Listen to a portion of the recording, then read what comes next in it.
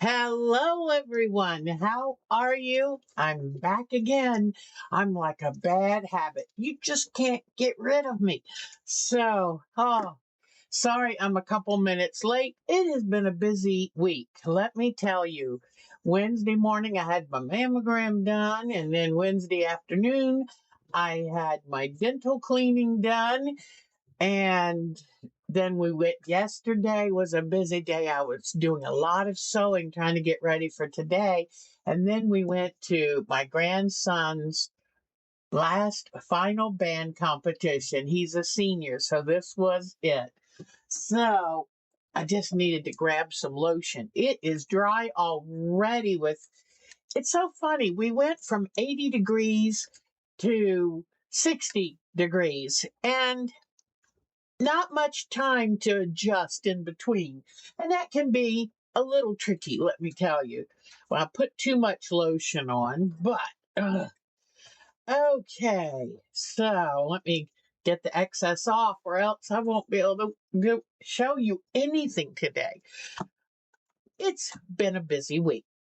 And as you can tell, I got a lot of work done on my doctor's quilt. And my doctor's getting ready to retire, and she has been so wonderful with me that I wanted to make sure that I got that quilt done before my last visit, which is in 3 weeks. So it's just about ready to go on the frame, and I'll quilt it up, bind it when I'm at my retreat, and then I'll be ready to give it to her. So I'm excited about that. But there's been other exciting news this week. Let me pull up a photo to show you because I'm so excited.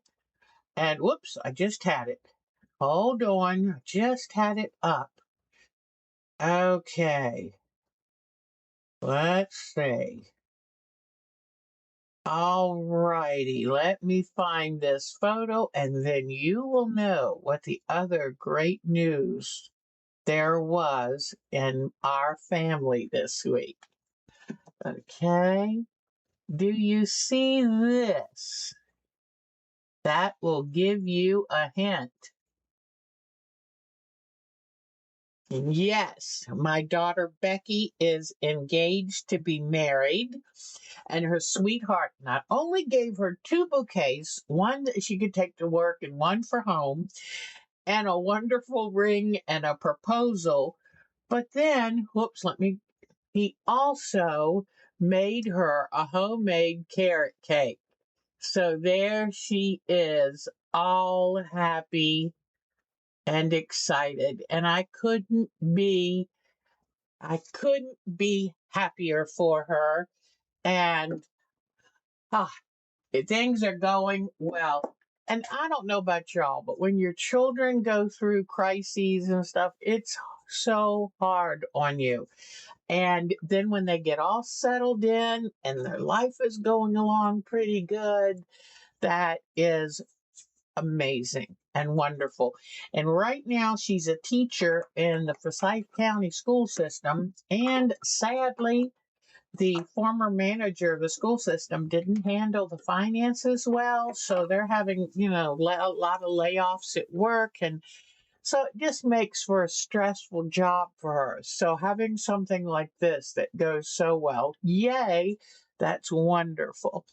So I have been busy. I just wanted to say grocery prices yesterday were outrageous. And I don't know about you, but I thought that this, what everybody was complaining about is high grocery prices, and they're only getting worse.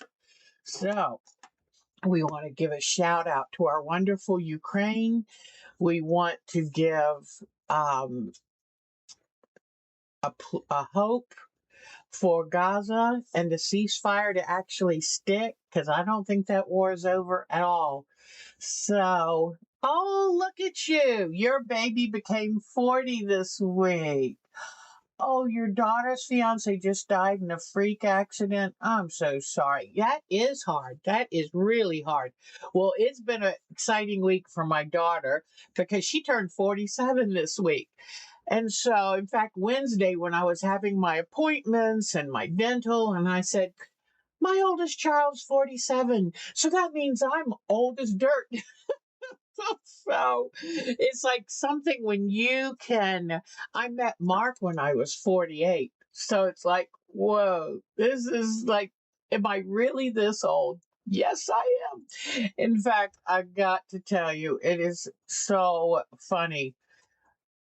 I was driving yesterday to go to the band competition, and well, Mark was driving, and I was finishing putting on my makeup. Well, normally I don't put my makeup out on outdoors where the lighting is so good. And I was doing my mascara and I noticed the wrinkles on my forehead. Oh my God. I can't believe I'm going to do this, but look at all these wrinkles. I said, when did I get so old? I didn't know I had that many wrinkles because I'm notorious for seeing women on TV going, look at all their wrinkles. And it was me. So I guess, I've said it before. If you wake up on the right side of the dirt, it's a good day. So what can we want to do? Sean wants to be 39 again. Well, please tell him, Miss Marcia, that we said happy birthday. Hi, Miss Bonnie. It is so good to see you. And I saw Cheryl earlier and our Marcia Florum and Joso, who are our two amazing moderators. So we love them to bits. And Hopi is here. It is so good. Joso, Cheryl, it's so good to see all of you. Our Mary wrote me earlier and said, oh, I'm sorry I won't be here, and she's gone shopping. So she's going to be doing craft and fabric shopping, and I'm so excited. That is a fun day when you say, you know what, we're going shopping. And it's not just for groceries and things, but for fun stuff. So that is wonderful.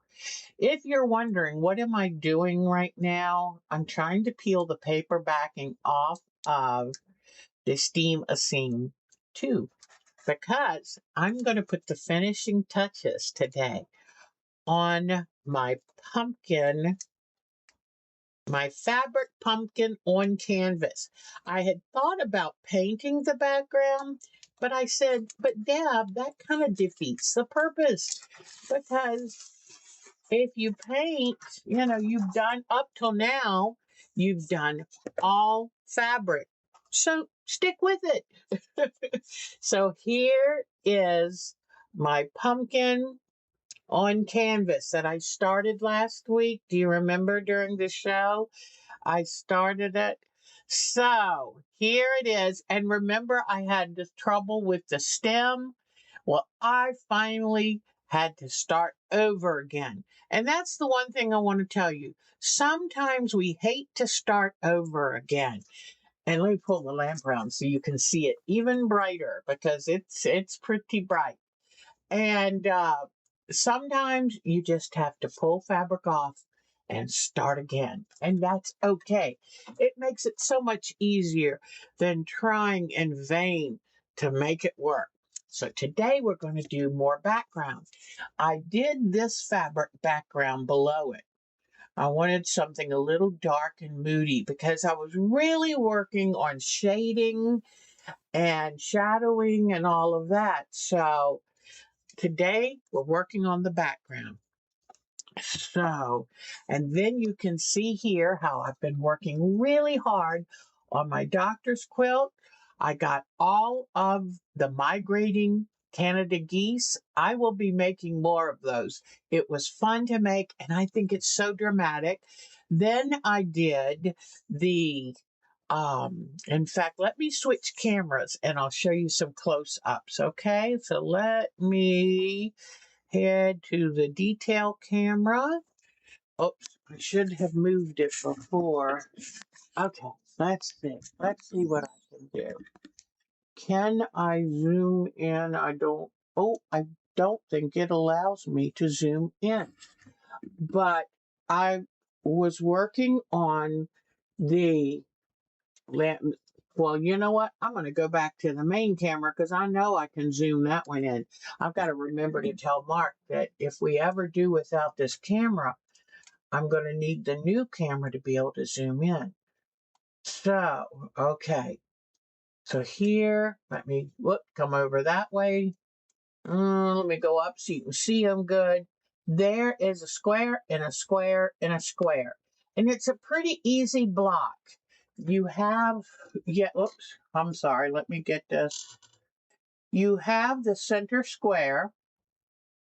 Then you do triangles around every side of that.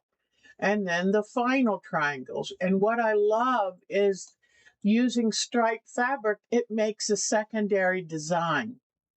And then the last thing is one of the border stripes as a simple border. So altogether, there are 5 borders on this. Let me show you. There was the center panel. Then there was the light colored, which is really pineapples on white. Let me zoom back in. The pine cones on white. Then I did the blue stripe border. Then I did the migrating Canada geese. Then I did the square on the square on the square. And then final, which you can't see there, but is that part of the border yardage that I did for the 5th border. Because you know what? I had to, let me pull this back down. I had to figure out how am I going to make this quilt. I knew I wanted to start with the panel, but then what do I do? And I looked and looked and looked. I checked Pinterest. I checked, patterns everywhere. Mitty is here and Charlene Lawson is here. I've got a fun thing to show you. Miss Charlene Lawson is working on hand embroidery on I think it was a $3 pink denim jacket that she got from thrift store. And wait till you see, she's doing a fun flower hand embroidery. And so I'll be showing you that. And I want to make sure that nobody snuck in that I missed. I got Bonnie. So anyway, but I said, what do you do when you start out with a panel? It kind of limits what kind of quilt you can make. So then I said, okay, in a way, a panel quilt is a medallion. So I looked up medallion quilt patterns. Couldn't really find out much of that. So then I just typed in how to make a panel quilt and looked up those ideas. And I didn't really find anything that struck me. And this panel is such a rectangle that I had to make it different. It couldn't be cloned on all 4 sides, or else it would have been the tallest quilt you ever saw.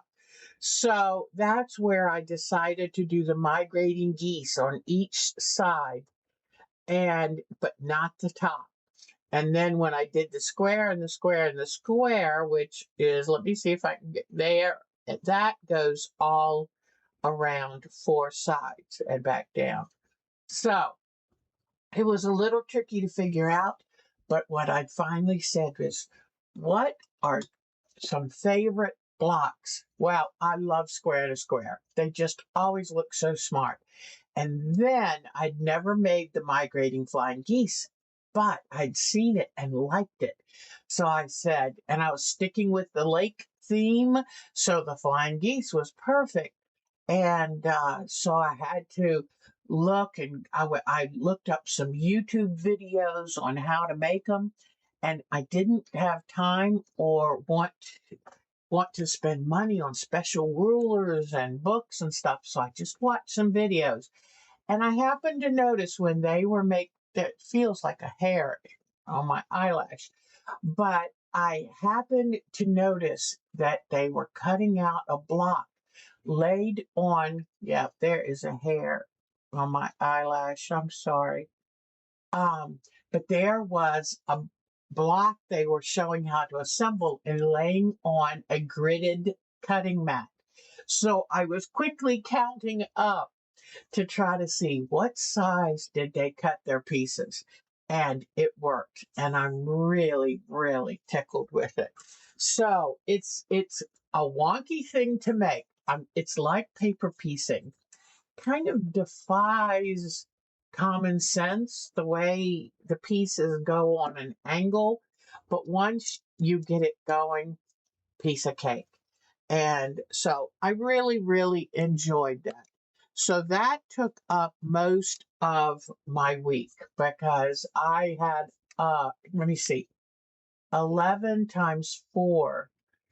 I think 44 to 46 of the square and a square blocks. And I had to finish my blind geese things and then sew on the outer panel.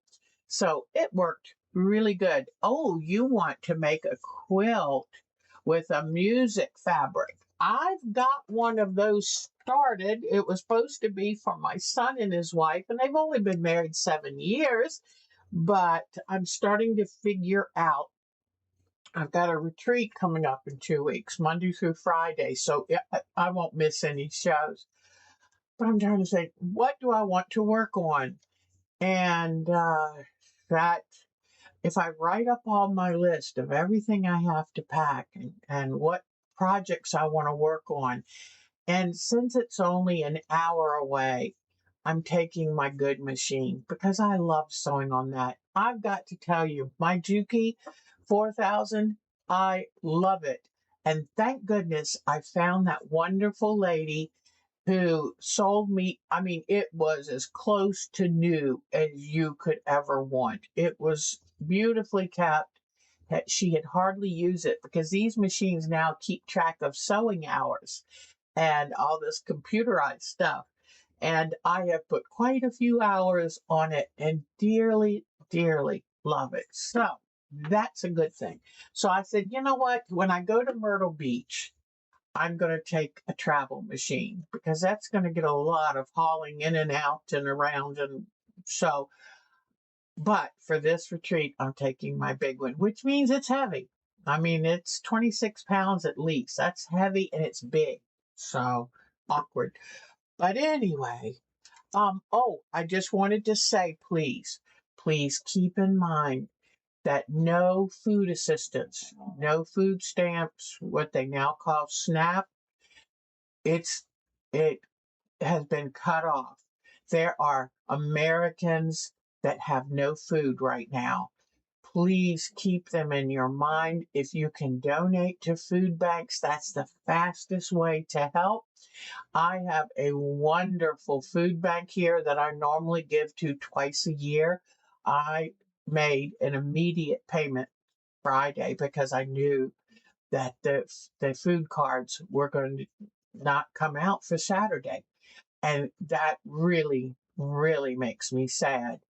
And, you know, you can blame whatever party you want, but my Congress people are fighting to keep people from losing their health care and this. And it is unfortunately when you give billions to Venezuela, or Argentina, I'm trying to remember which one, but you can't feed your own people. So please, if you are able, anything you give to a local food bank will help tremendously.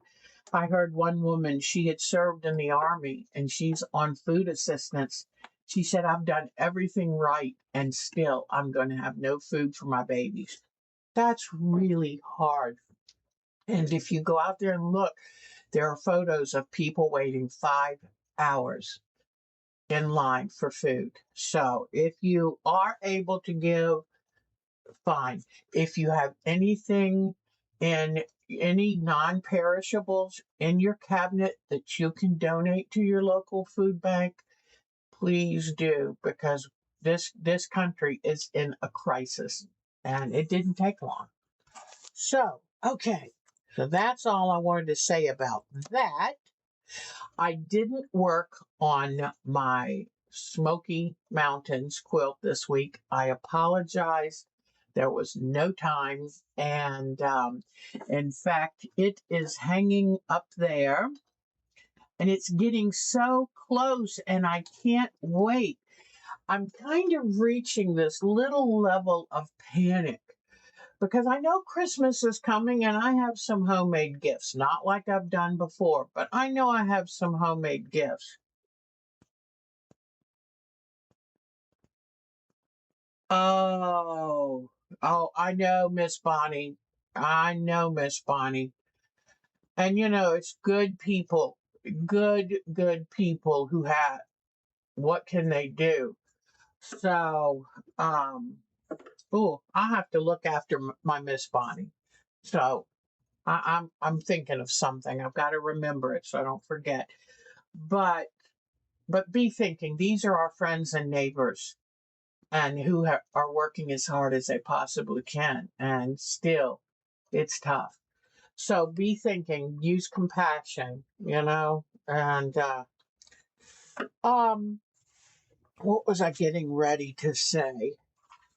Um, I'm very blessed that I can give to a food pantry, but reach out to these people, because you know what? As they say, most of us are one paycheck away from being homeless or without food. So be thoughtful of that. Okay, and I just wanted to say thank you again to Reed of Winter Aspire on Etsy for giving us permission to copy a beautiful painting of his that he does, these wonderful renderings on ceramic tiles of beautiful scenes. So please check him out. Winder, Wender, Aspire, Aspire, on Etsy, and check out his Smoky Mountain paintings because they're just beautiful. Okay, so the next thing is I didn't really work much on any new blocks. I just finished the two I had started, and I have a third in progress, but I didn't get much progress made on it. This is coming from my challenge to you of find a quilt that you've wanted to make, or that you started but never finished, but it's special to you. Find that special quilt and don't hesitate a moment longer. This quilt, the Moon Glow, this is from the Moon Glow quilt by Jenny Beyer. And it was the quilt that brought me back to quilting. I learned how to quilt around 1990, and I got tired of pastels and sunbonnet sues and calicos and all that. And I thought, it doesn't do anything for me. And then I saw the Moon Glow quilt, and I was like, wow, that does it for me. So I bought this probably 2002, 2000 or 2002. No, probably 2000, 2001. I don't know. But I bought the kit, and it's been in my fabric stash, the whole kit. And back then I paid $220. That was a lot for me to spend on anything. And I got it for Christmas. So it was my Santa gift that year.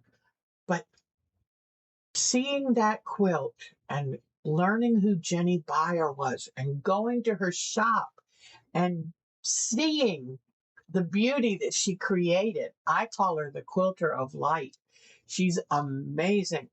And we hope she's still healing. She fell and really hurt herself, so we hope she's still healing. But she has retired. I mean, she worked a long time, and she has finally retired, and I miss her terribly. But I thought, I have been walking around moving. I've moved a couple times with this quilt kit that I never started. I kept waiting till I was a better quilter. Well, that's the silliest thing ever. I could have been enjoying this quilt for 25 years that I've owned it and the kit. And so I said, that's it. I'm starting it today. I'm not waiting a moment longer. Daylight is clicking. Let's get going. So that's what I'm working on. I'm making room for it and with everything else that's crazy going on, because this one is for my heart. So, oh, and also, I hope last night you changed your clocks. If not, you're going to walk in here a little bit late and or into work on Monday. So it was fall back. Yay. I love fall back better than spring forward because you get that extra hour. Oh, is that nice or what? All right. So I've talked about the fall landscape. Okay. I've got one thing that I did do, and I can't wait to show it to you. But if you're also getting a little stressed because you've got a lot of things to do and a little bit of time to do them, please understand. I know where you're coming from, and sometimes when I have too much to do, it's like I want to shut down, but I can't. I've got to keep going, but we'll do it.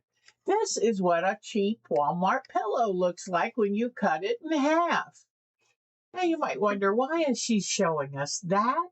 Well, I am making Grinch pillows for all my family for Christmas because I love making gifts if I possibly can. So instead of buying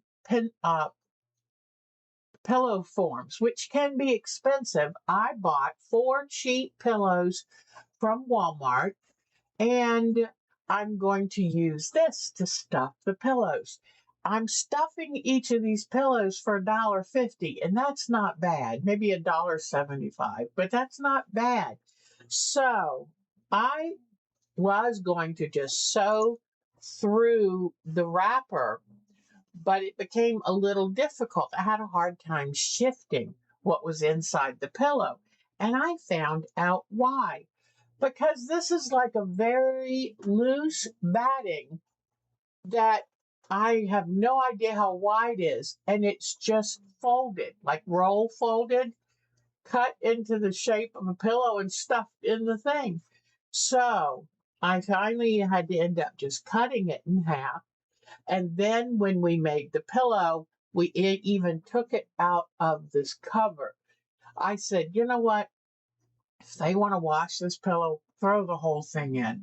I thought about putting a zipper on it so they can take the, no, too much. It's just a cute little Christmas pillow. Okay, that's it. So don't overthink it, Deb.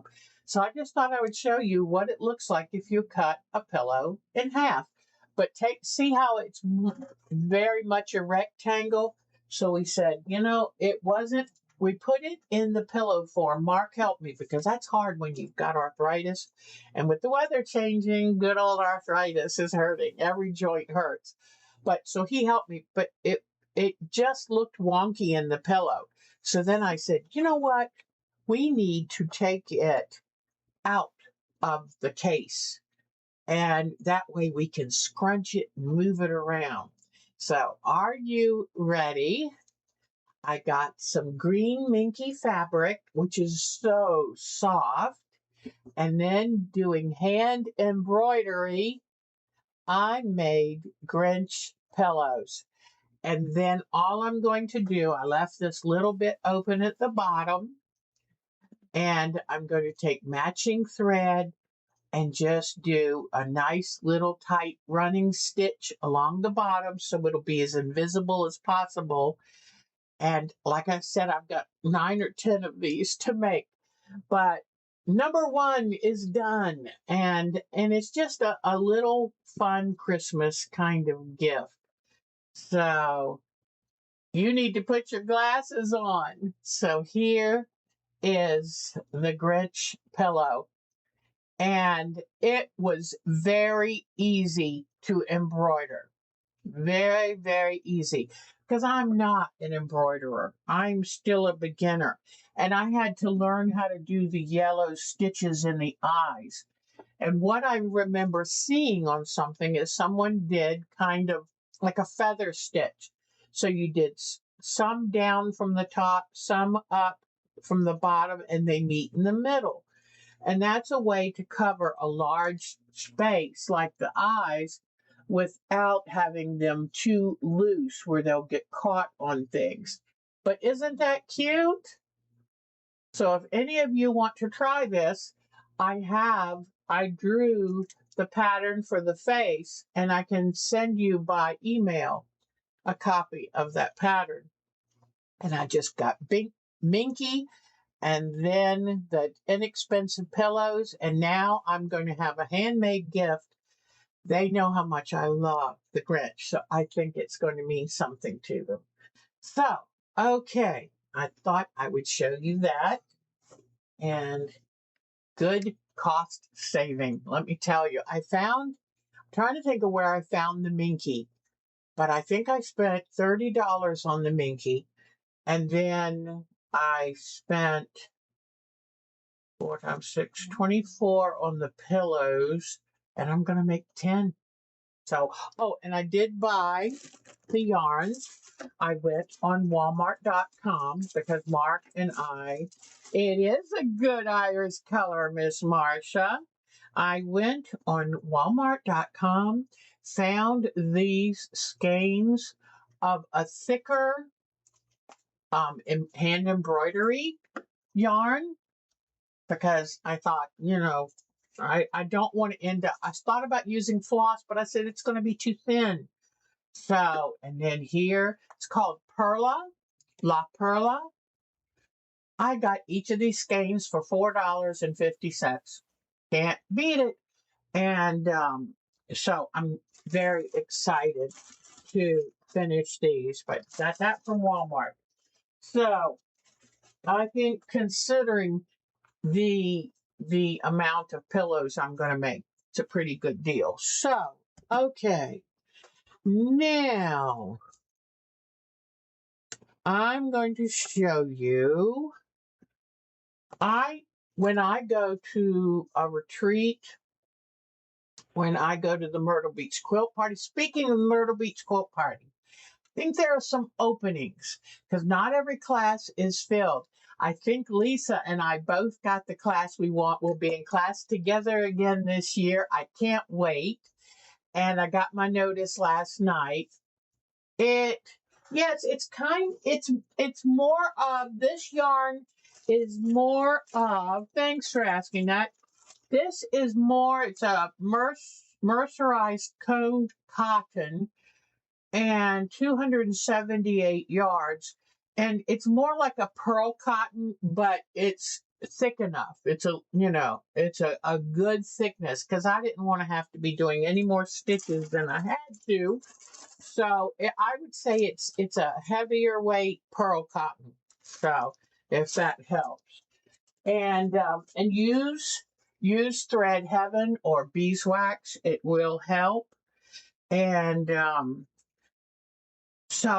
but if anyone wants to go to this is the 36th year of Myrtle Beach Quilt Party, and there's already been at least one person or two people that signed up because they heard me talking about it, which I get tickled.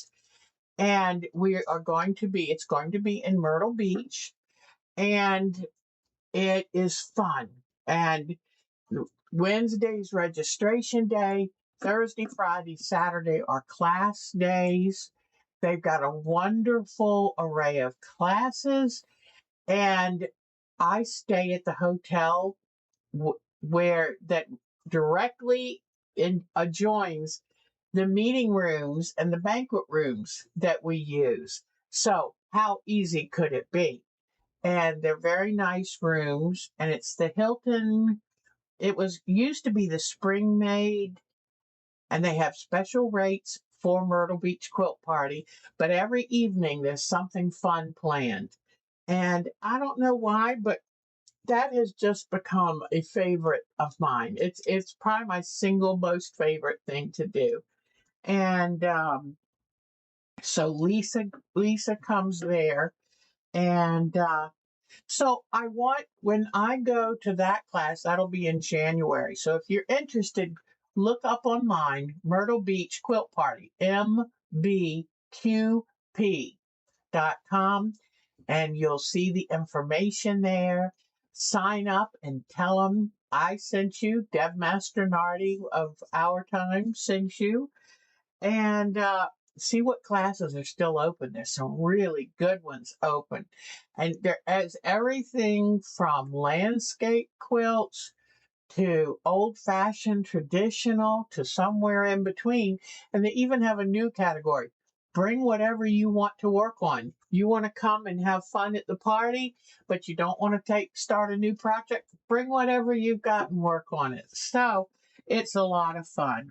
I just thought I would mention the Myrtle Beach Quilt Party, and it's just a wonderful thing. I usually go a couple days early and just relax, and it's like a middle of the winter vacation, and I love it.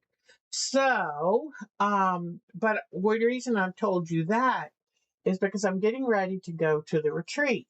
And I used to do this retreat for about 10 years, 9 years. I did the retreat, and it's a big job, big job. Mark and I were really good at it. He handled all of the spreadsheets and all of that for me.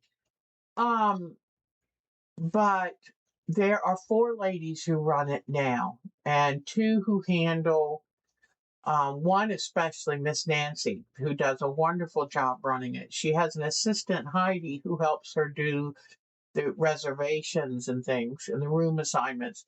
And then there's one woman who does the gifts, prizes and gifts. And then there's another woman who every year since 2012, 2011, every year she has done an embroidered tote or case or whatever as gift for each person coming. So that's four things. And in the past, I've been able to find things to buy or whatever. I don't know why, but this year I thought I want to make something for them. So I've got that on my plate right now. And that retreat's in 2 weeks. And wish I'd started this in the summer. But what I'm making them are these little containers, and they're made out of fabric. Now you notice the way this thing is shaped. I thought I put enough stiffener in it to hold shape, because it's supposed to be oval like this, but it didn't seem to want to hold, and instead it did this shape. So guess what? I'm going with it. It's like, fine with me. I think it looks a little exotic. But what it's made out of. Now, are you holding on to something or sitting down? I swore I would never make a hexagon in my life. Guess what this project is? It's 8 hexagons. And I've sewn them all by hand. And I put a medium weight fusible interfacing. I did 2 layers of almost buckram hand sewn. I did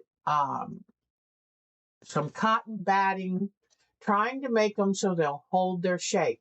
Then this is the lid, and then I will put a little piece of elastic and a nice button there so it can close the container. But what I'm going to go in and do is just do a little stitch right there so that these do stay that way. Now, so that's the first one I made. This is the prototype. See the bottom? So it takes eight of these hexagons, and you put a solid color on the back that ends up flipping around and acting as like a little border. Now I say solid color, it doesn't have solid color, it doesn't have to be. In fact, if you look, every other one is like a rose pattern fabric. But I thought this would be cute to give to each person. And you can use this as your little hand sewing little case or what. So I'm going to be doing them all different. So I looked through my fabrics to see fabrics that I could fussy cut, because this is a beautiful um, Southeast Asian type fabric, and I took turns with doing either a pink or a dark rose to give it the accent. So then the next one I'm doing, I'm going to do the camera before I switch to the close-up, because I want to show you what I'm working on. And then I have two other fabric groups that I can make the other two. But I have to have these done in 2 weeks and have everything packed and have this quilt quilted, and it's it's it's going to be busy, but I will see what I can do. Let me do my close-up camera now that I've got this here. Okay, ready? Where is my little cursor? Runs all around. Where is, oh, I just saw it. Yay. It's for some of you who might not know, I have two screens open to do this, to use this OBS system. And that's a lot of space for my cursor to run around. All right, so this is going to be my second colorway. And I found these. This fabric was a printed kaleidoscope. Michelle Lang, hello, beautiful lady. I was thinking of you the other day. I was watching a show and there was a woman that had your accent and she made me miss you so much. So good to see you, hon. So I took and cut out this kaleidoscope. It's a printed one. I put the buckram on with glue, then put some batting, cotton batting. Then on this one, on the backing, I put the middle weight fusible, and this is another glued on buckram. So I bumped it up. Oh, thank you, sweetheart. That is for my doctor who's getting ready to retire. And she has saved my life twice. So I said, you better make her something. So I'm going to see her at the end of this month and I have to have it ready. But you know me, I start at the last minute. But oh, I wanted to show you. You put a piece of flannel or felt inside the lid, and that acts as a needle holder. So this one I put on with a decorative stitch from my favorite machine. This one, I was so busy working on it, I didn't want to go to the machine, so I just hand stitched this one on. But then the pattern, and I think the woman who designed this, it's Craft Palooza, and her name is Nick or Nikki, and she designed this. And so this one, I hand sewed this on. Then I've been coming back with D&C floss and just doing a few little decorative stitches, and I did a little stitch right on green, the lime on top of lime here. And I'm not sure if I'm going to decorate it anymore. It probably depends. I better get them all made and then decide. But you can do hand stitching to make them look fancy. So this one's going to be alternating between the lime green and the purple. And that way I just wanted to add a little something different. But what you see is I've got this pinned right in the middle, and you make the background bigger than the center. And that way then you fold this down, you fold it twice, once, twice, and then you pin it down. Now, I thought I was being smart, and this one, I glued it into place to hold it until I hand stitched it. But let me tell you, tacky glue on fabric becomes almost impenetrable. I was having to use pliers to pull the needle through. So now I've learned, don't glue them, just fold them, put a pin in place, and call it good, because I hate sewing around pins. My threads get tangled in it. Ouch, like when they stick me like that one just did. But it's much easier to hand stitch around if it's not glued. So, but how you work them out is you have one center one that's the bottom, and then you put them all around this way. So that would be 7 of these.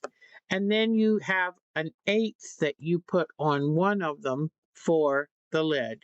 So that's what I'm working on. And I've only gotten this far for number 2, and then I've got 3 and 4. So I don't know. I might have to figure out something else for the other 2. I'm just not sure how far I can get. My heart and spirit loves doing stuff like this, but unfortunately, this old body, it's hard. You know what? I'm going to use Wonder Clips. Thank you for saying that, Miss Joe. My gosh, thank you, thank you. You're right. I've got Wonder Clips too. So you're right. That's so much less painful. Just put a Wonder Clip right on it. Oh, great. You know, y'all are all so smart. I showed you last week what Miss Cheryl taught me.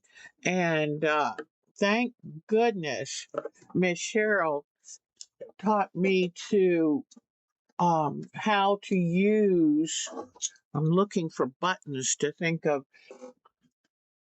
I don't know whether to use a gold button or whether to use a color. Like, look at these. That would work really well with it. It's an unusual color, but it would work well. But I need a button, and then let me see if I can find. I need a little bit of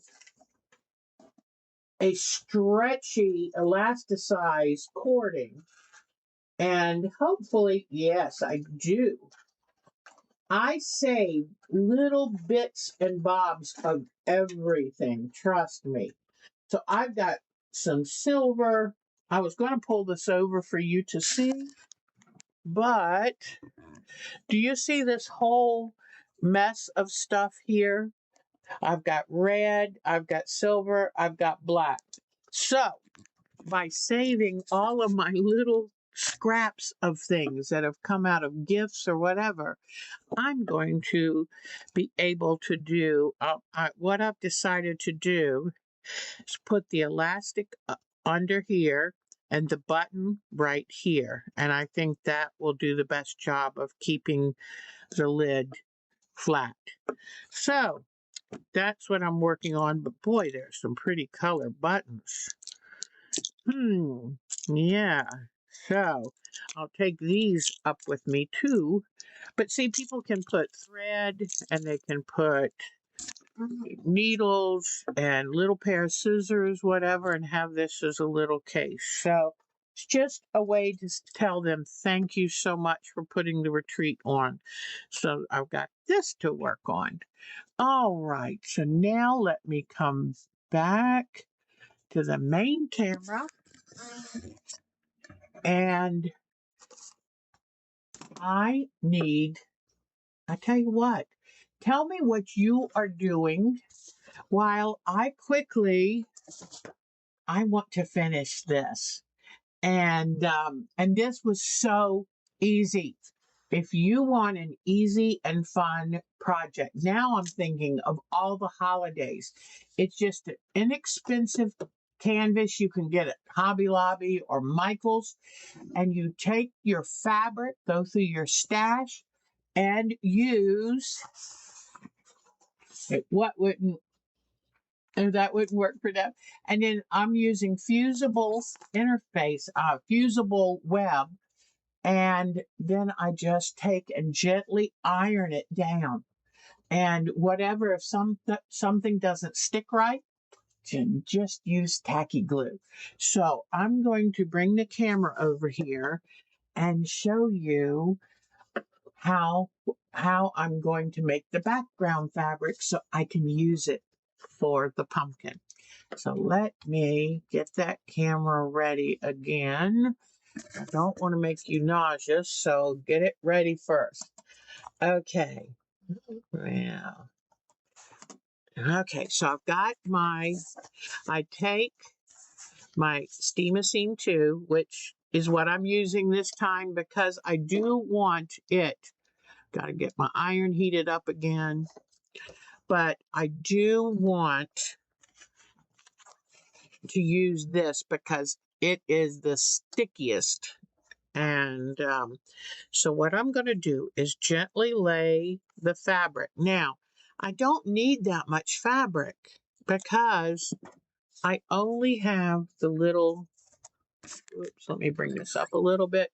I only have the little edges around here to do. So what I need to do then is don't put too much fabric on.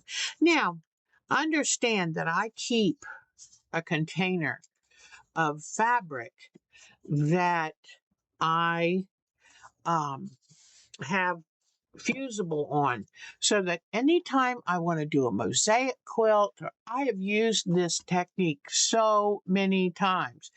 If I want to do a portrait quilt, whatever, I will pick up my container of pre-prepared fabrics and I'm ready to go.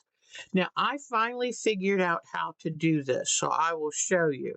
It's better if my fabrics are ironed before they go on because then you know you've got a nice, crisp, ready to use fabric. All right. Now, what I've decided, instead of pre-cutting this fabric, because I don't want to waste any of it, let me bring my light over here. I am just going to lay this so it's on top of this other one. And I'm trying to think of how much of this I'm going to use. I think that would be plenty. Then I come in here and I iron on both. And make sure your iron doesn't touch the fusible because this has got all of the fusible stuff on it. And what it does by doing that, then I don't mess with this part of the fabric that I think I might not use. But I want to make sure that I have enough fabric, even if I have to use some more fusible. That's not a problem if I want to use more fusible. Now this one, I'm going to put this one right here, like this, and it'll be partly on top of those, but that's fine. I just want to make sure I don't iron on any exposed fusible. Iron on fabric. So, now this one I know I'm probably not going to use much of. So, let me just trying to see what part of it I want to use. I don't want it too dark. There, so I'm just going to put that here. Okay. But I learned that if I stack them on top of each other, then I can have it fused without having to cut off the excess of fabric. And that way, if I don't need it, I'll put it back in my scrap pile. If I do need it, I can use it. So now, for this one, what I'm going to do is lay it on top of here, but hold on. Let me see if I can lift that little corner up. I don't need that little corner before I fuse it down. Now I'll put this one on. Now I can iron this one down. And this way, if I need more, I can put more fusible on it. But if I don't, I haven't wasted a ton of it. Now, you know what I'm going to do? I love, this is a Jenny Beyer. You know I try to add Jenny Beyer to all things I do. Have at least some Jenny Beyer on everything. So I'm going to use this last corner for this entire piece right here.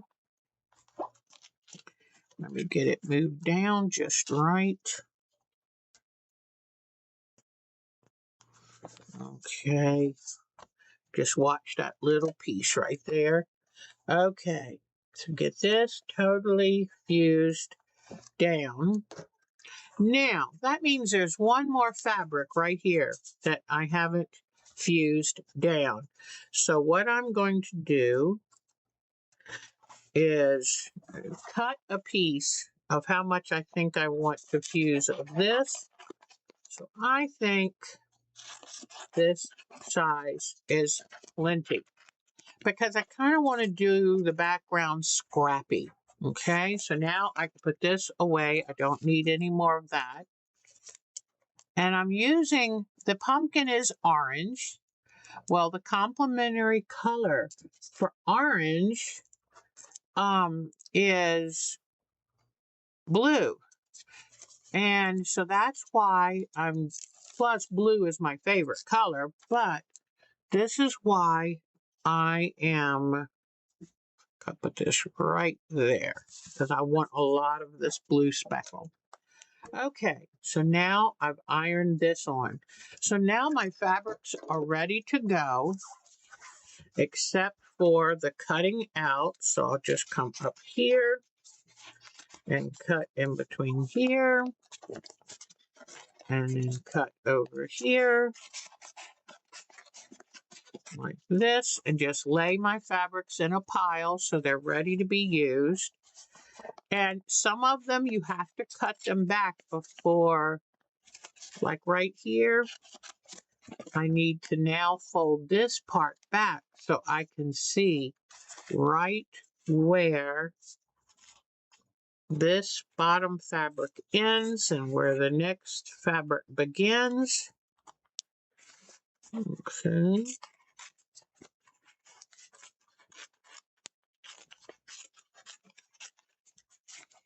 But this was an easy way I figured out when I was doing the orange part fabrics for the pumpkin. And then I will put, when I'm done with the background, I'll put this in the scrap bin where they've already got fusible on them. Okay, so now I need to pull this back and pull this back. See how you have to pull it back so you don't miss some of it? And let me relieve this, come under here, and cut this fabric loose. There. So I've got that, then trim this back. Now all of my pieces are cut and ready to use. So here is what I have. Now, I know the first one I'm going to use. The first one I'm going to use is this dark blue. And it's a dark teal. And, you know, I just love playing between blues and teals. And I love this orange. And just to make sure, hold on one second. Let me get my tacky glue in case the fusible is not firmly attached in place, then I'm still ready to go. So I've been working on doing shading with this pumpkin. So now let me get a pencil. What I learned to do with this is, since the fabric sticks up, and oh, just so you'll know, then I took a marker after I did this. I took a marker and drew lines to differentiate all the pieces. This has a little marker along the edge. I love doing that because it gives that extra oomph, you know, instead of just kind of being, it gives everything definition. I even put little marker down this dark fabric that's supposed to be the shadow. There's a little line of marker there. So, and that just makes it pop. Now, so what I'm going to do is I'm going to put this fabric here, and I want it dark side down, lighter side as it goes up. And then I'm going to feel, especially if I pull this paper off. Let me pull off some of this paper. I can really feel where the outline is of the pumpkin and the tablecloth. So I'm just going to take my pencil, and where I feel the line, I'm going to draw around it. Let me see. Okay, sometimes you can peek under to look too. But feel around for that ridge of other fabric. And then, okay. So now I know I can cut. Let me see. How far do I want this to go up? And I'm going to cut it with a slightly wavy line. Okay. Now I'm going to pull this up. I'm going to pull this up and cut right where I drew. Hopefully I can see good enough to cut it on the line.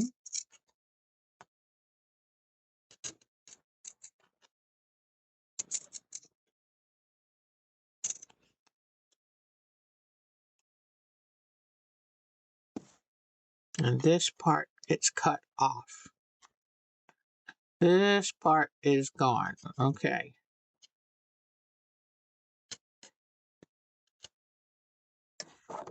Then this is going to be able to fit right in. Okay. So sometime you may have to pull it off and check it again and say, where was that last part of fabric? Okay. In fact, I'm going to do that again just to make sure I've got enough. Okay. And you can always lift it up if you want. And that way you can kind of see what you're cutting. Okay.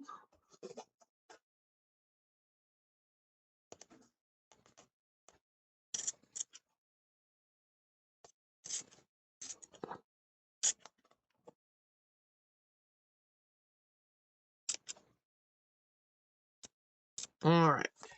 Now, not all of this has fusible, but that's not a problem because where there's no fusible, I can then use tacky glue. All right. So this all has fusible. And this one, I'm going to put a little glue just so that the fabric kind of drips over the edge a little, just for that fun. Okay. I always put the glue cap in my mouth, and then when I talk funny. All right. So just get that glue.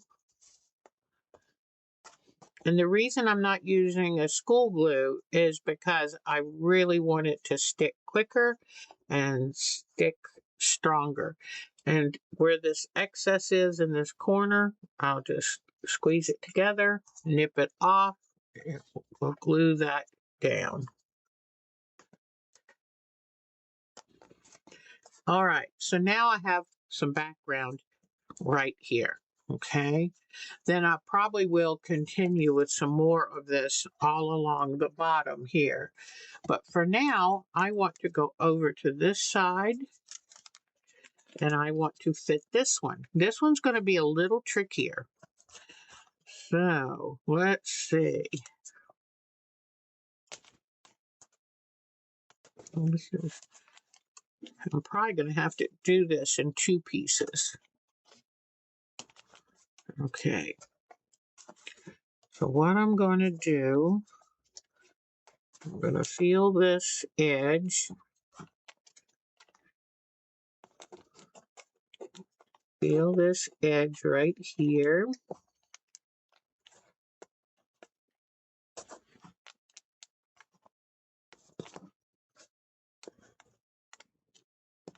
Oh, we watched a really good movie when my daughter was here, and I forgot to tell y'all, it was Wonka with, oh, he's got a French name. It was Wonka, which is a different take on the candy shop movie. I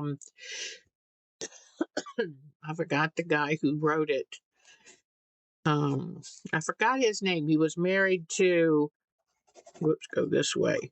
He was married to Patricia O'Neill Dahl, Roald Dahl. That's his name.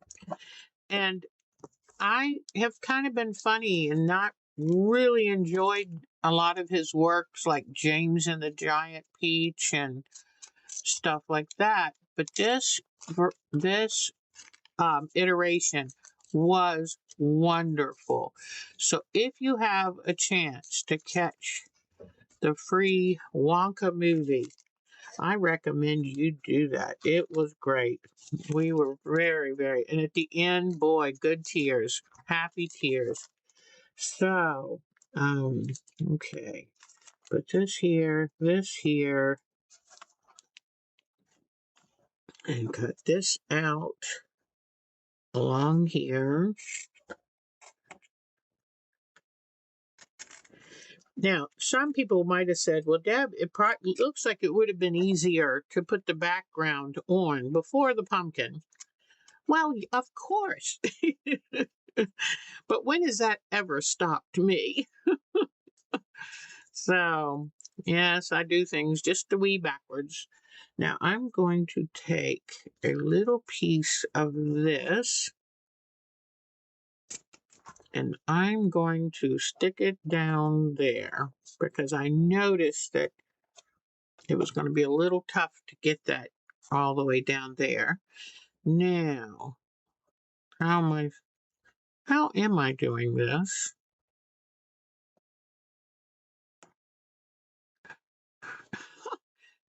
I think I cut the wrong part off. Let me see. How did I just do this? I don't know.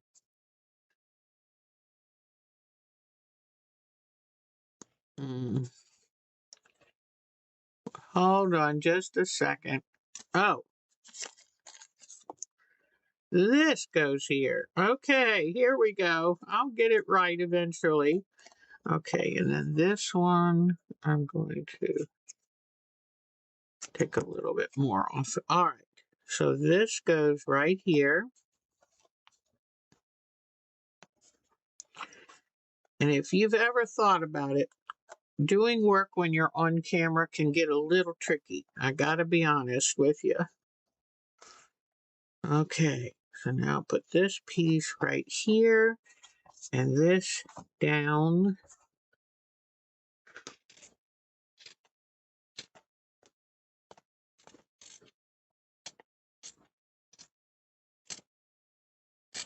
Okay, then taking a little bit of this glue that was dripping out while I was working and just spread it where the fusible isn't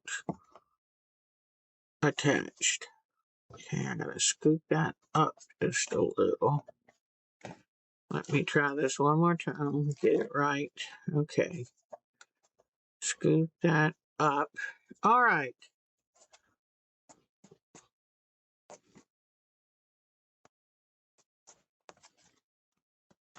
All right, now I'll take the iron and make sure you don't push too hard. You don't want to stretch the canvas. Just give it a good, I was wondering, how would the iron do Now see, I'm going to take this. I'm going to take this, give it a slightly wavy edge so you don't have too many straight lines. Now, that doesn't have any fusible on it, so I'm just going to run some glue here. And then this can fit right up here. Okay, so this will finish off that edge pretty good. All right, and then I'm going to bring the iron over, and where the fusible is, iron that down. And sometimes I'll use iron over the glue to help the glue set a little faster. And also, let me try, I want to cover up this little corner. I know you can't see it, but I can, and it's getting on my nerves. So, okay, I'll put this right here.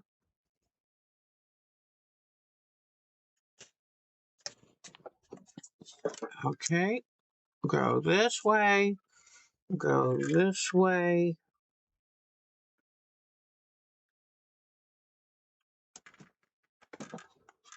All right. So, and then I will come back when we're not so busy and I'll put a strip along here. But right now, I'll save this dark aside so I can come back and put it along here. But now I'll decide what I know I'm going to save my lighter colors for up near the top. So these can go up here. And now I guess to be visually pleasing, these can go to the upper middle. These can be the two for down here. So, since this is my darker side with the shadowing, I'm going to use this piece up here. So, here we go. Let's see. All I have to do is trace along this edge. You try to feel it the best you can. Sometimes you have to peek out a little bit. Okay. Let me see. Where do I want to stop this? Somewhere here. Okay. So let me see what I've got now. And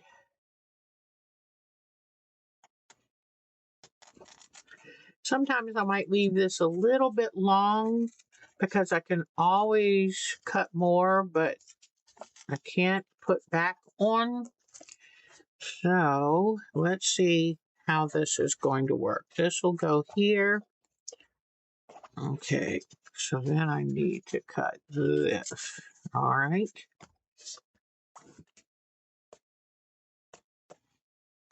All right, I'm going to do a little bit more trimming here.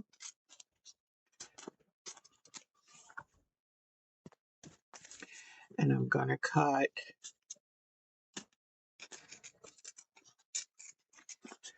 okay, and I think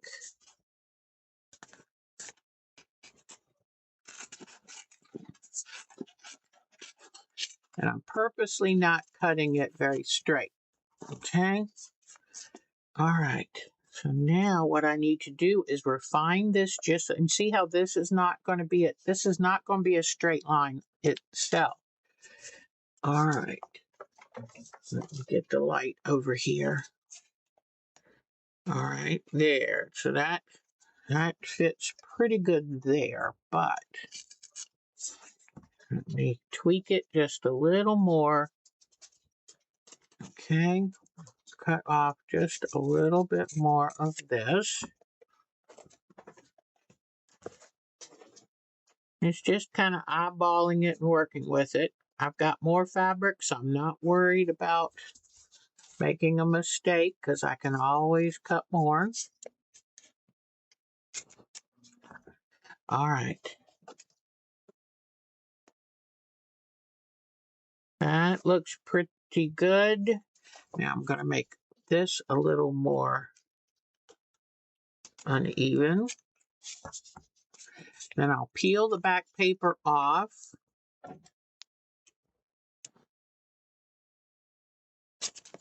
You know, if you can't peel the back paper off easily, you can take and score the back paper with a pen, and that would work really well. Okay, so here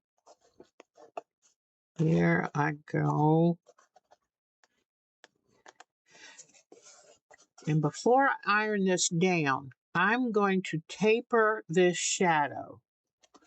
I don't want it to stick up too funny, so I'm just going to taper this down.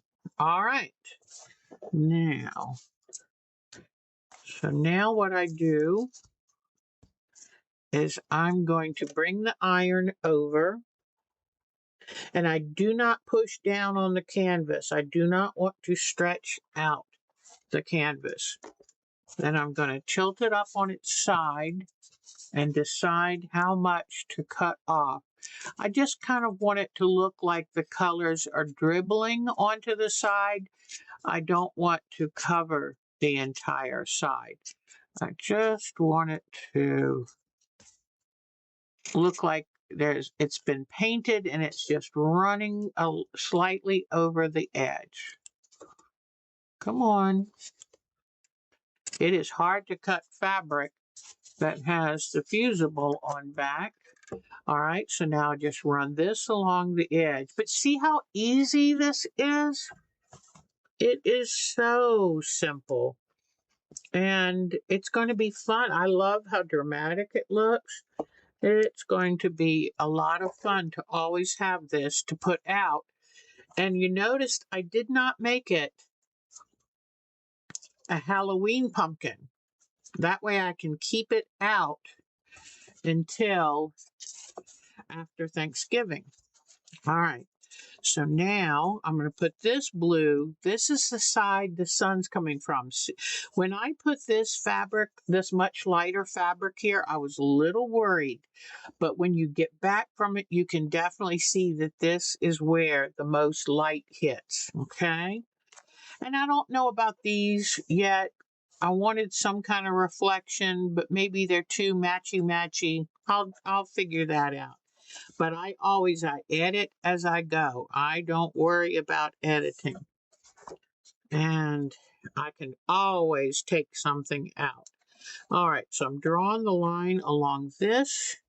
Now I want to let me feel up where this pumpkin is, where it ends. It's kind of tricky. You've got to really be feeling it. And like I say, leave extra. When in doubt, leave a little extra. And just keep checking, keep checking. And just a reminder, I use only white erasers when on my art because any colored erasers have dyes in them and it will leave the dyes on your fabric. And that's just good for anything, whether you're drawing, whether you're using fabrics, watercolors. Get into a habit of only using art gum or white erasers. Okay, so here is this one. All right. And then I'm going to kind of take this way down here. Whoops, how far up again?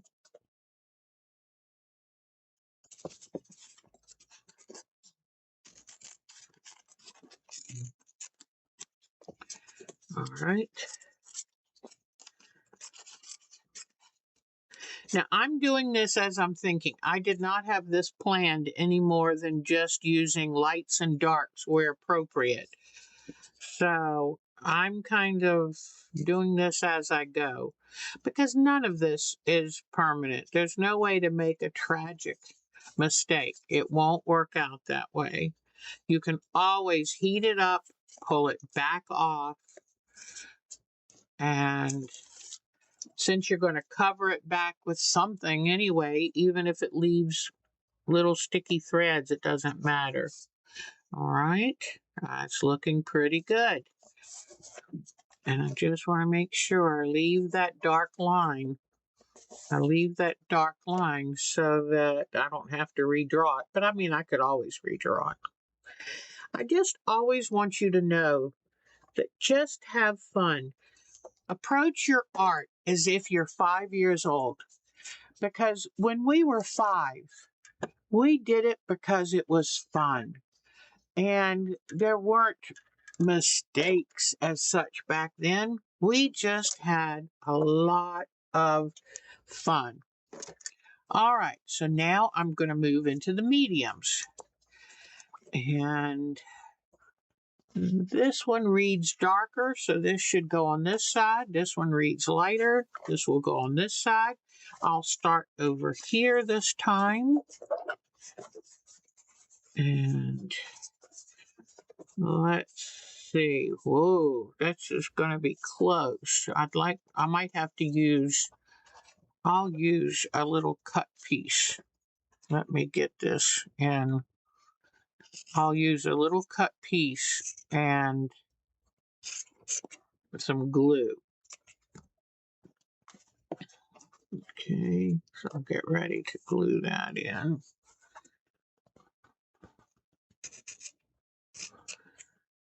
But feel free to discuss any good shows, something you saw that you'd like to share with us, because sometimes it gets hard to find good things to watch. Ooh, another thing, if you have Netflix, we watched The Diplomat, really good show. And that was excellent. So we had watched season 1 a year ago, and then we finished up season 2 and 3, and cannot wait. They are going to make a series 4, but we're probably going to have to wait another year.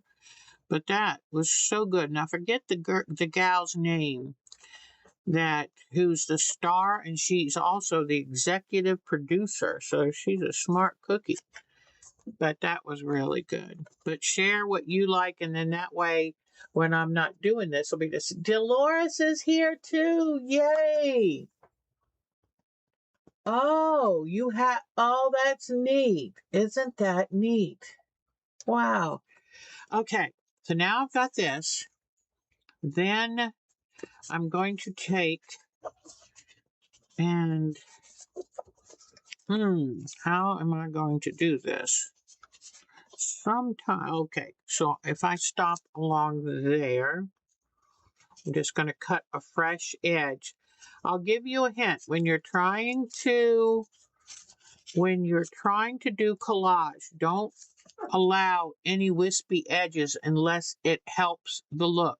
Like right here, I left the wispies on this stem because it seems to fit, it seems to look right. But otherwise, you usually want to get your wispies out of the way. Okay, so I think this will fit if I do it this way.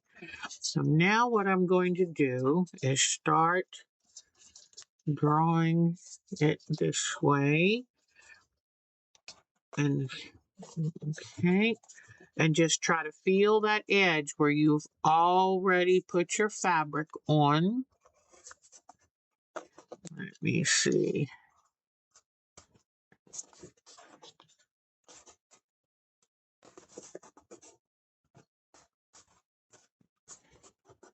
You know who we haven't seen in a while, and I hope that we'll see her at some point, is Grand Galvatron.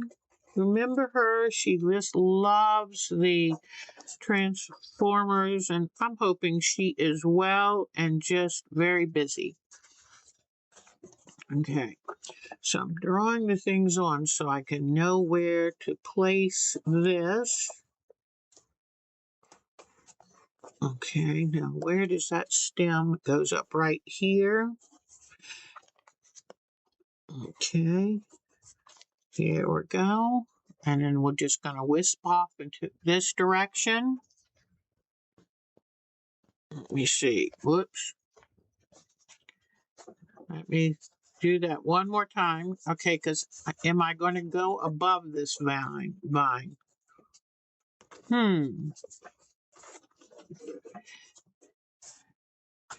Yeah, it might be good to go part of this. Maybe this is where, okay. Oh, it stops here. Oops, sorry about that. It stops right. Let me make sure to get this right where it needs to be. It stops right here. So, I don't need this line right there. Okay, now, all right. So what I'm going to do is, and this is where you have to be really careful and watch where you're cutting. Why are you cutting when, just really stop and think about it. My scissors need resharpened. Okay. This part is going to be gone. Okay.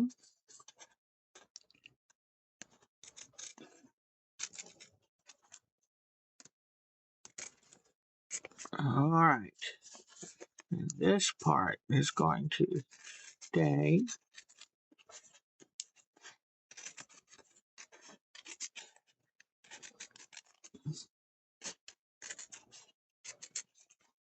Okay. Now, and I'm just doing it a little bit at a time so I don't get confused. Now, let's see. This stays right there. That's looking good. Okay. So, this part's going to go away. And the middle is going to stay. Okay, so I can cut this away. Yeah.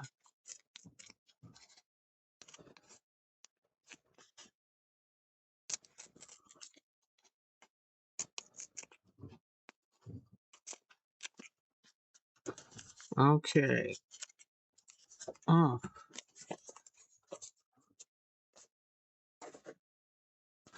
All right. Normally I don't work that much right in front of you, but I thought you might want to kind of see how I do the process and why. All right, so this is going to be right here. This is going to stay here. Oops.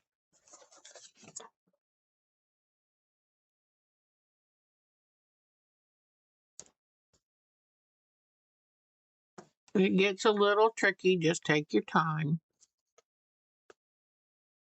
Okay, this goes right here. Let me see if I can get it erased, get that line off before I iron it. I don't like to iron anything with any markings on it because ironing makes it tougher to get off. Okay, so I think that's going to be pretty good. So I'll just give that a little iron. Okay. And this is going to be ironed down. Okay. That may get this. Okay.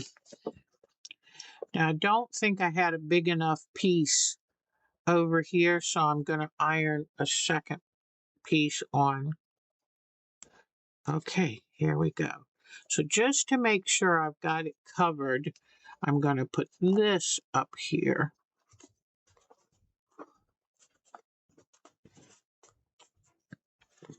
And pull this back a little. And I have a couple new pictures to show you in show and tell.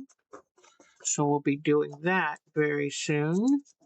I'm just going to give this a little iron, a little pressing.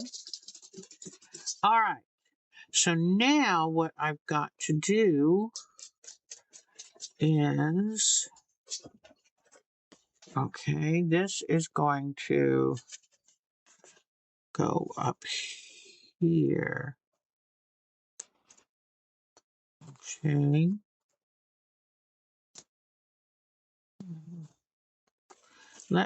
I'm going to do this in a couple pieces. I think it will just work better if I do it that way. Always make sure you've got the sticky part on the fabric.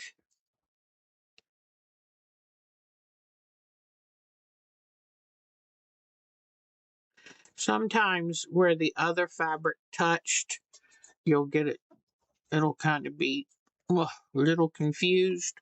You just have to work with it. All right, now this I think goes up this way. Okay.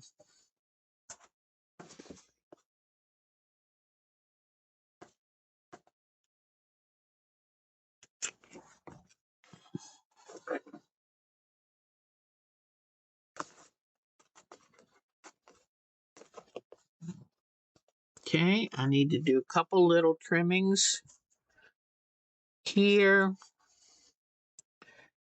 a little bit here, a little, let me see.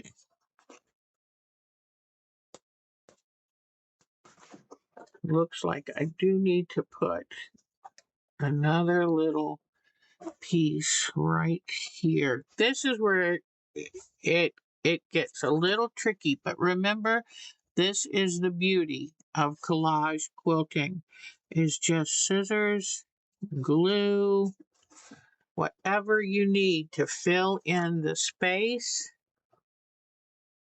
And this is for fun. I mean, this is not going to a gallery or anything. This is just for fun.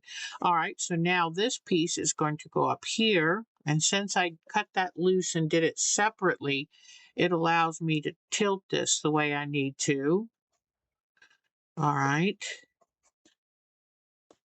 And let me get this cut out of the way. All right. This is going to go here. Okay. Get this out. Then I can tilt this into the proper place.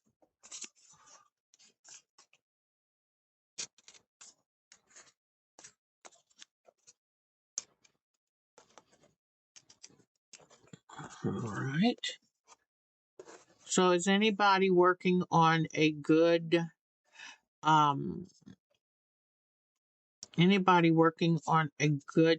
block of the month or something like that? I've thought of wanting to do something and just got a little nervous about it. But it's like I won't be able to do it anytime before the new year because there's just not going to be enough time. I really need to clone myself so that I can do everything I want to do. But, okay. All right. So you see how I'm just kind of working this in. That's when you're very, very glad that fabric has some give.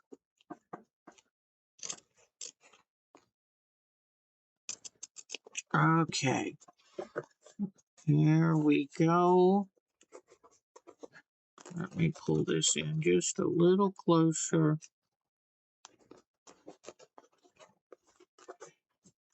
And then I'm going to, let me see, cut this off here and give it a little trim up here. All right. Now, let me get in here a little closer, trim back to this edge. Okay. Trim back here just a wee bit.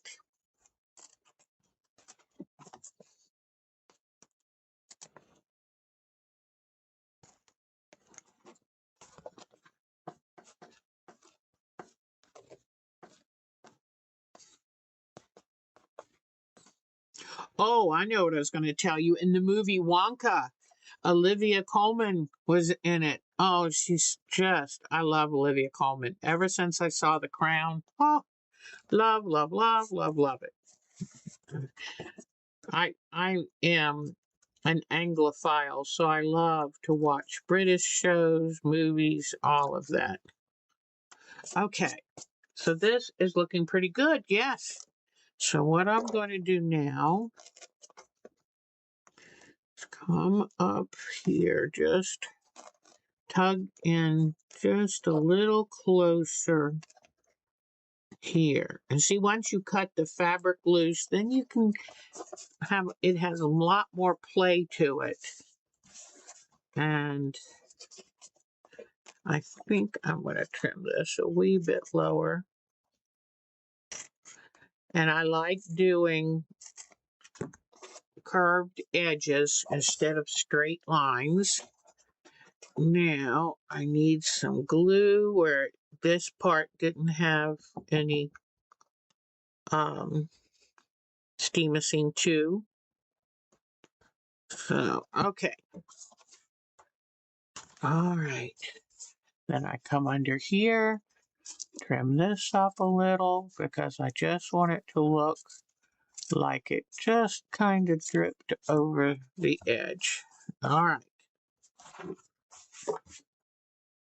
You'll have lots of little bits of scraps and messes there, but that's okay. Now that I'm happy with it, oh, and I forgot to erase some of it. Let me come back here and get some of this erased. Hopefully it'll work well. I'll just gently keep erasing that as I go. Whoops, this got folded back. Let me unfold it. Okay. All right. Now, what I can do, since a little bit of that got erased, is just come back in with any good non-spreading marker and clean up the edges. So even, whoops, I gotta iron that back down. Even along here,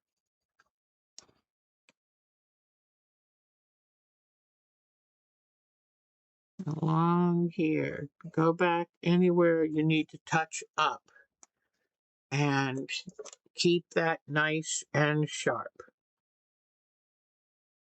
All right, and if you notice as you're working on it, if you notice that any of your edges start to curl up at all, then just come in and tuck a little glue.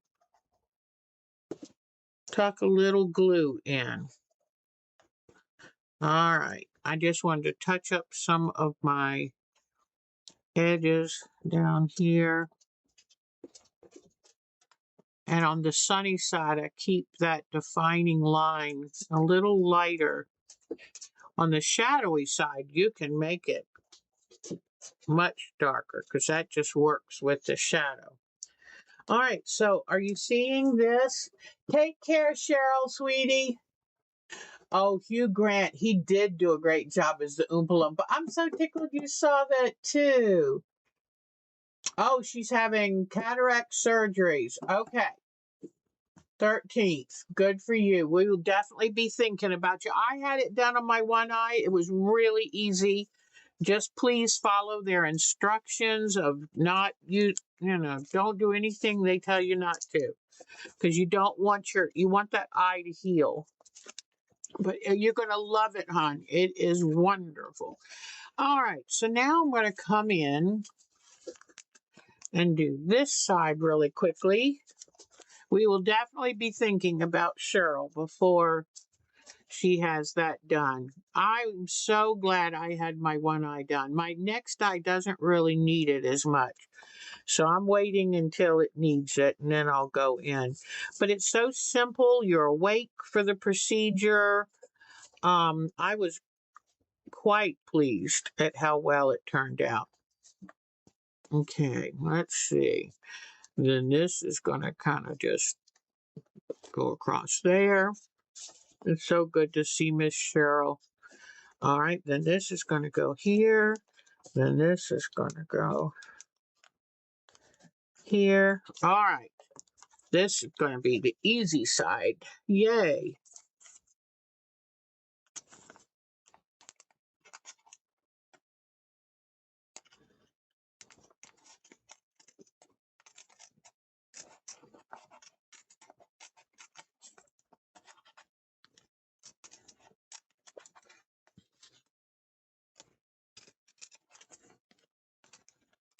I ended up having the best time doing this. I thought, what a joy this is. It was just fun.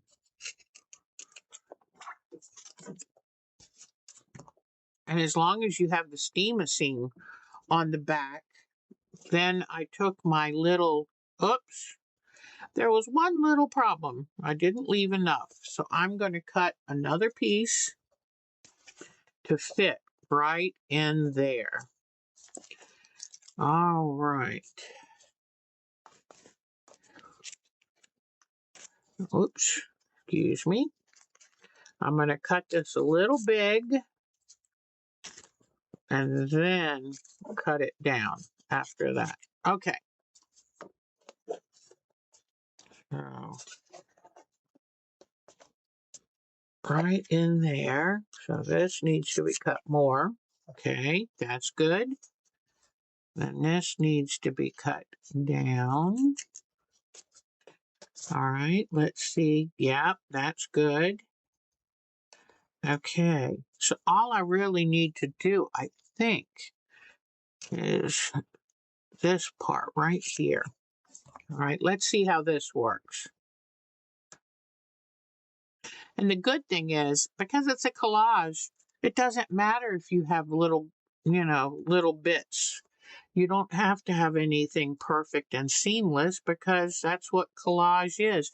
If you could see all the different pieces of fabric, there's 1, 2, 3, 4, 5, 6. 6 pieces of fabric just for the leaf. So having pieces down here, not a problem. So now we've got that part covered. So where is, what did I do? Let me see. Yeah, this goes here. Okay.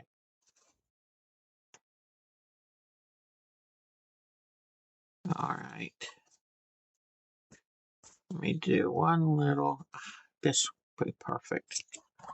I didn't quite do enough for right there. So I'll put this little piece right there. But this just reminds me of being in kindergarten and scissors, paper, and glue. Can't beat it. All right. And before I go to put another piece on, I want to make sure that stays right in place. And this now, you know what? I'm just going to leave this little bit. Okay. Let me see. I might not even leave that. Let's see. Let me nip off this edge here. All right. So now I need to make this fit. Okay. So this is going to have to be tilted a little bit. All right. I think I can do it. So here I go. peel off the paper, put on some glue right down where there's no steam-a-seam, and fit this right in.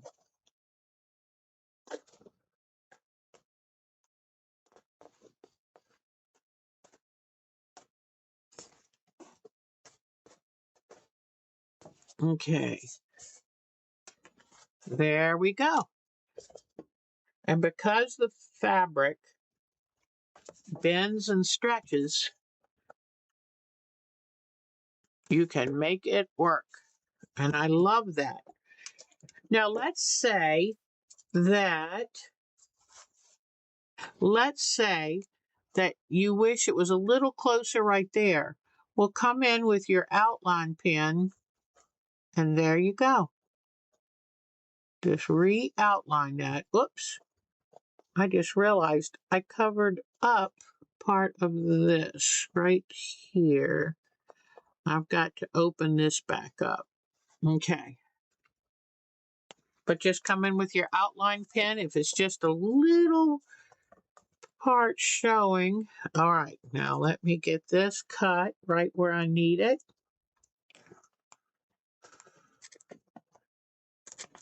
Okay. And make sure you're not cutting too much. Always check what you're doing. There we go. Now, I think I need to take just a touch off that corner. Just a little touch more off of right here. Oh, yeah. I need to get this off. All right. So now, I wanted that tip on that leaf because I was very careful to put that tip there. Now I'll come back in with my outlining pen, give it a nice crisp edge. We were looking at a band during the competition yesterday, and they had these props on the field that we kept saying, they look like porta potties. And when we saw them up close, they were supposed to look like ancient Roman columns, but they had no edging done to the design. So you saw this beautiful Corinthian column up close, but from a distance, it was blue, and then the column, it just looked like a porta potty. And we felt so bad for them and said, you know what? That's where a little definition would have gone a long way. Because I don't think they wanted it to look like a porta potty. But okay. But someone didn't stand back from that and say, how does it look from a distance? Always, always, always, always. Check up close, from a distance, do all of that. Okay, I'm going to just do a little piece here and have it come over. Okay, so let me get my pencil going over here.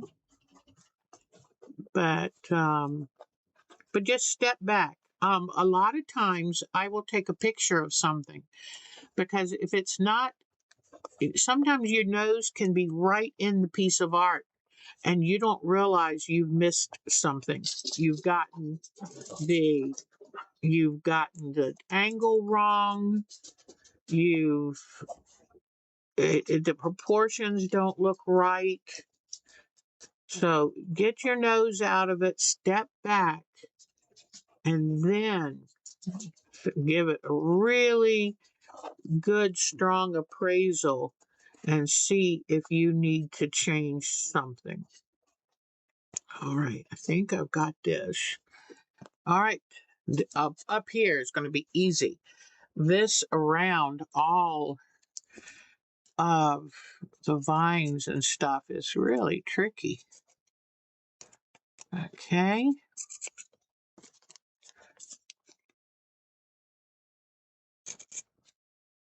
I always worry when I'm working on something that you're bored. But then I sometimes think, well, yeah, but you don't often I don't show you the process. I just go, oh, here it is. So it's kind of working in between that, you know. How can I show them the process and not bore them to tears? All right, now, so this is going to fit here. Let's see how it's going. Okay, and I'm going to go ahead and trim it off along here because I don't want to fill up all this space. We're going to get the lighter color in here too. All right, so I'll pick an area. Okay, if I do some trimming of this, there, now if that will fit. Oops, but now this doesn't fit. Okay, let me see how I can get this. All right, so this needs to cut out there. All right, and this needs to trim out here. Okay.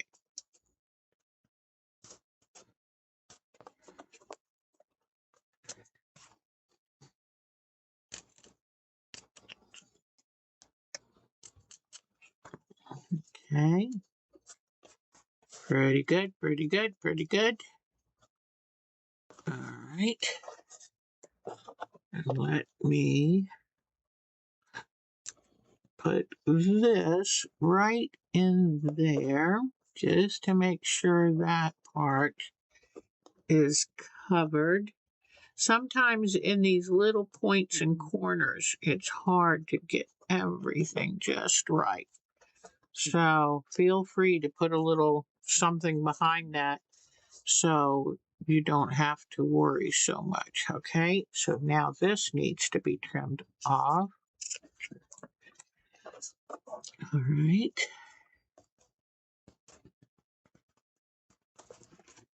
This corner just a wee bit, and this. Okay. All right. And I'm going to trim this off a little more noticeably right here so they know it was not a mistake. I meant to trim it off there. Okay. And just a little bit more here. All right, now I'll take off this paper backing and put a touch of glue where I don't have the steam-a-seam 2.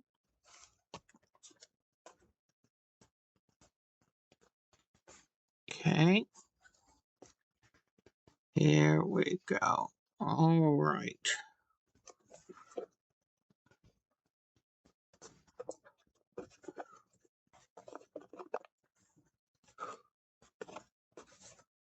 Gotta really pull it over into this corner. Put it there. Okay. I need to do a little bit of trimming. But hey, I like it. I like it. All right. So we're almost done. We just need 2 more pieces of fabric. And then this project will be, as they say, put to bed. Okay. Let me get this trimmed up here. Okay.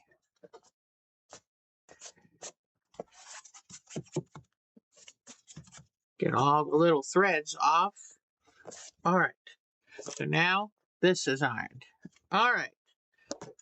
So then, in keeping up with our theme, oops, might need a little bit more glue under here. Yes, I do. Okay, there.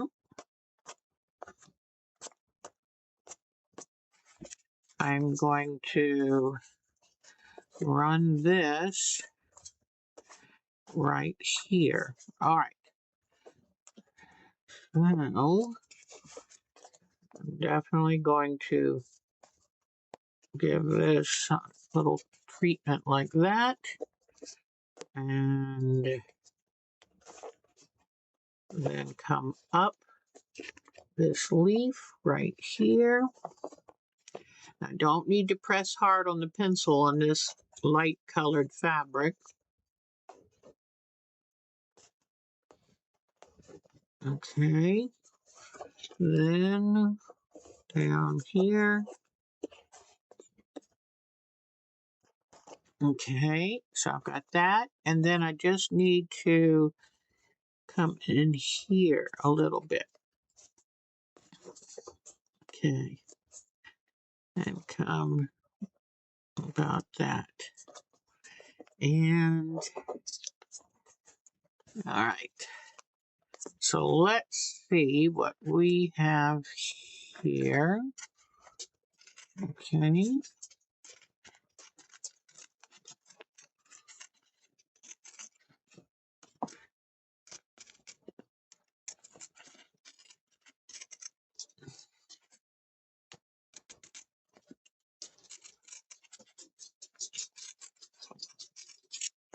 Okay, so this part goes right here.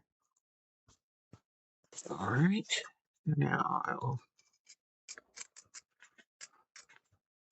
all right, peel the paper off so I can get this on. Here we go.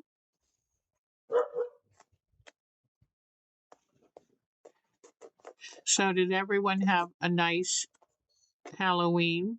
We had 2 trick-or-treaters. We normally never get trick-or-treaters, so we were quite pleased and surprised. Luckily, we had some maybe a little bit stale candy. You had to have it pre-wrapped, and so we had some candy bars that had been sitting in the drawer for a while because I've been on a diet, and they were my candy bars, so to speak. But okay, so now I just want a little sliver right here, and so I'm gonna try to draw this.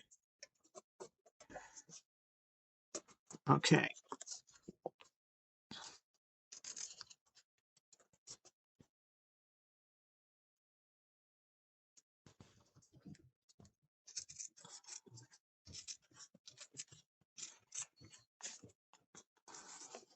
Just do a little.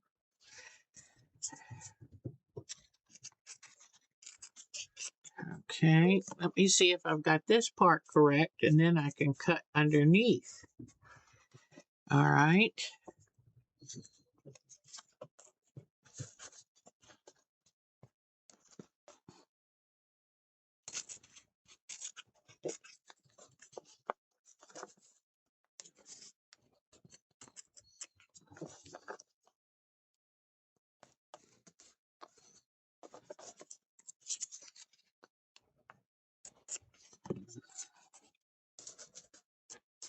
Let me get this just right. Okay. So,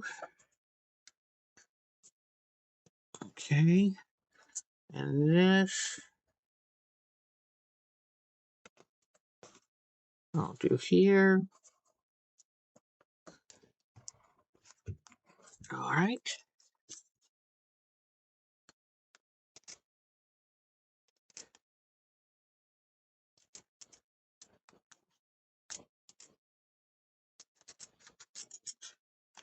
Let's see how close this is.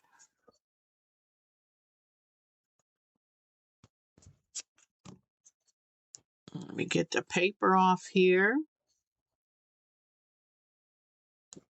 Okay. Now, I will slip this right here. I'm going to match it to this side and then come down here. Okay, that's looking pretty good. All right, so, and I can do some of the little tiny tweak, cutbacks like right here. I was covering up too much of this stem here.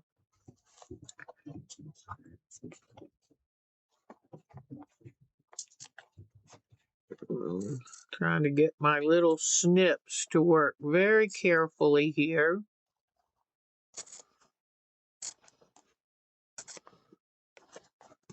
All right. So that's pretty good. So now I really only have this left corner here. And so now I just need to come in here, and I want it where it's kind of dark, like this, the darker dots. And I'm going to come right here. I'm going to come right here. And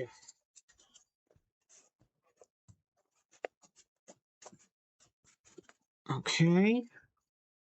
Then, all right. All right.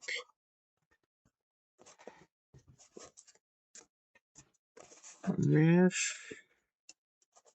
Then I need to trim out this part right here.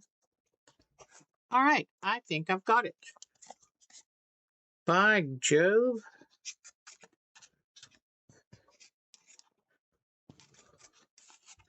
I love Katharine Hepburn, and we watched Stage Door last night on Turner Classic Movies, and she's really, really something. And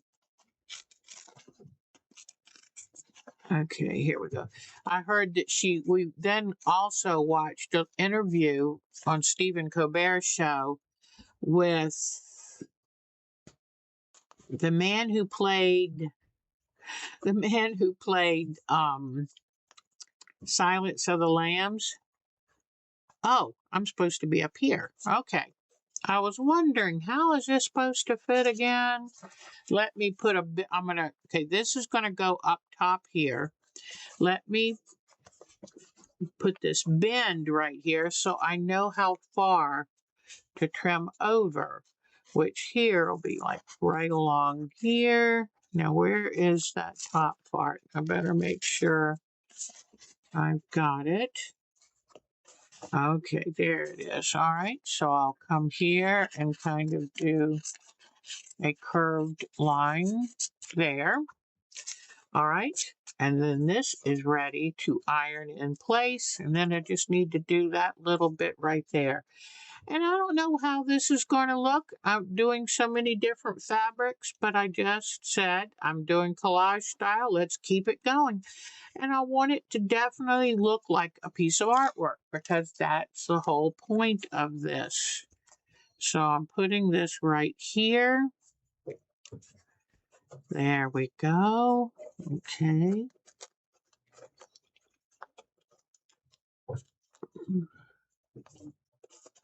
All right. And then let me lift this up.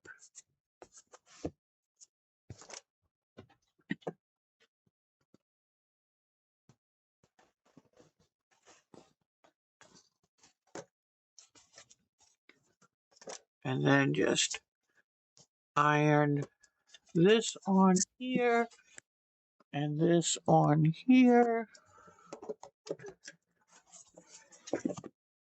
And whoops.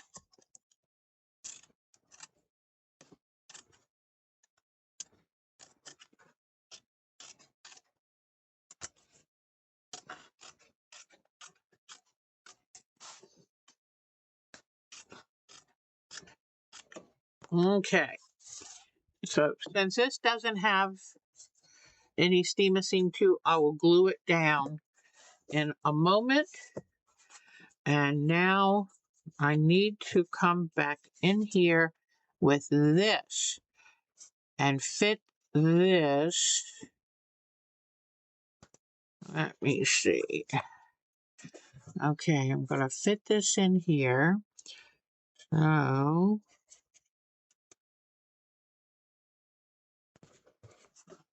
all right. So I just need to cut this little place here.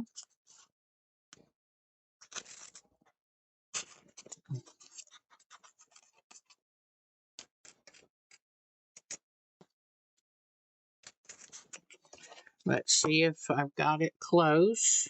Okay. So it's going to go right up here. And this just about, I think I've just about got it. All right. I'm going to,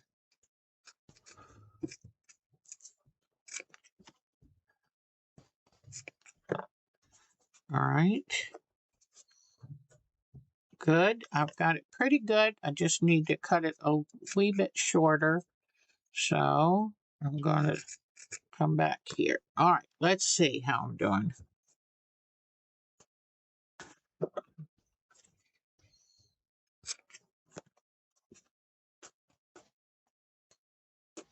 That's pretty darn good. Okay.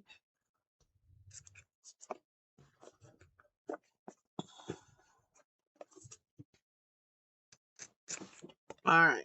Last piece, and then this pumpkin is done. I think I'm running late. No wonder you poor people. Sorry. I got so involved in this. Time just flew by. All right. We've got to go see at least our new pictures. We'll look for our new Charlene Lawson, and I'm trying to think. I think there was somebody else sent us some new pictures. All right. There we are. It is now finished. I'll come back to the main camera. Hold it up. Sorry, I ran over. Okay. All right. Here we go. It is now finished. This is, and I will glue this down, don't worry. But here is our pumpkin fabric on canvas. All right. So we're done. All right. Let me just run real quick and show you the couple new pictures, and then we will be right back. Oh, Bonnie, you're so sweet. Okay, here we go. New ones are, I'm just going to do new ones. And Miss Charlene. And let's see. I love the fact that she got this jacket secondhand, because just because somebody doesn't want to wear it anymore doesn't even mean it's not even close to being used up. But look at her wonderful. She had an artist friend do the hollyhocks for her. I think that's wonderful. If there was only one thing I would suggest, I would choose using a little bit darker thread and kind of giving them a border. Hollyhocks aren't frothy at the end. I don't believe. I do believe they have a border. So just, just doing the stitching around this way. But it's up to her. This is her work. It is beautiful. You are doing so. Look at all of her. I love that the stem that she put down the center of the leaf. Very good. I love her buds. Aren't they pretty? Love the buds. And good job going slightly darker. That's perfect. And here is the jacket. I think she said she got it for $3. What a deal. So way to go. That's the 4 pictures that she sent us, and we can't wait to see more. Way to go, Miss Charlene. Okay, now let me see. Was there someone else? Let me just look around and see. I don't think, let me see, let me check Miss Hopi's just to make sure she didn't send me something. She's been so busy lately. I don't think I right off the bat see new ones. So it might have just been our Miss Charlene, but I will go over them more next time. And but since I ran over late today, I didn't want to keep y'all too long. But I can't thank you for spending this time with me. Isn't that jacket cool? I love what she. Oh, hi, so fun. So good to see you. Oh, y'all are so wonderful. And Miss Bonnie, there's going to be something coming in the mail. So look for it. I will put it in the mail first thing tomorrow morning. Look for it, darling. All right. On behalf of my pumpkin on canvas. What a fun thing. A just cheap little canvas. Use your scraps and fusible and have fun. It was so easy to do. And besides fusible, keep a little tacky glue on hand for any edges that weren't fused. And now I can just go hang this on a nail. That's all I have to do. It's done. It's happy. So thank you for spending this time with me. And I look forward to it every week. And I will be continuing to get some things done to share with you. And I this week my focus is get back on the fall landscape. So Mr. Reed was so nice to let us copy his artwork. So we're going to get that done. All right. Have a great week, everyone. Do something special just for you. Okay. It's going to be a busy couple months coming up. And if we don't take care of ourselves, how can we take care of others? And I just want to give another congratulatory shout out to Becky and Andy, a match made on earth, but like it would be in heaven. So, anyway, take good care of yourself, and I will see you next Sunday. All right? Bye bye, dear people. You mean the world to me. Bye bye.